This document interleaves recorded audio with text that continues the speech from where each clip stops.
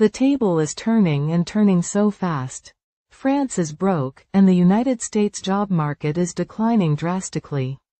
The revolution across Africa has put most Western countries in a panic mood.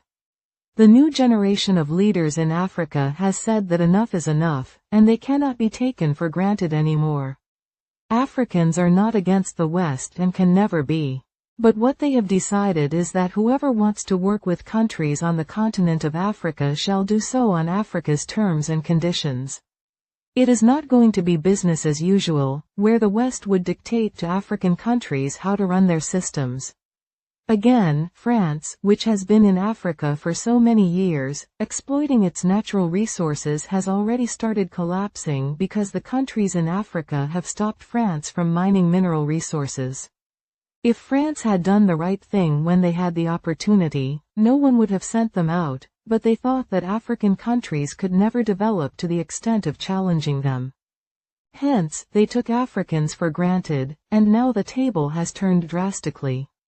Even a former French minister is blaming President Emmanuel Macron for opening the eyes of Africa, meaning that Africans should not have known that France has been cheating them and collecting their natural resources to build France.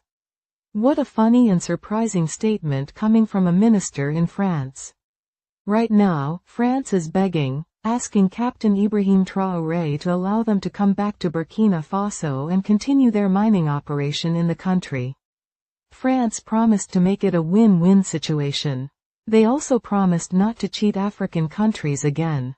The big issue here is trust. Africans cannot trust France again. Countries on the continent of Africa believe that if France is given another opportunity, they may abuse it, so the best solution right now is for France to leave Africa alone. Information also revealed that all the coups executed in the past, which killed Africa's past leaders, had the support of France as alleged. Now, France wants those countries to forget such atrocities so easily. Honestly, issues of this nature do not work that way. The United States, on its own, has been losing out since President Donald Trump came to office. The worst mistake he made was fighting China and his neighbors over tariff issues, which have backfired against the United States of America. Our findings showed that lots of jobs have been lost, and President Donald Trump right now does not have what it takes to put things right. Again, the world is watching closely to see how things will go.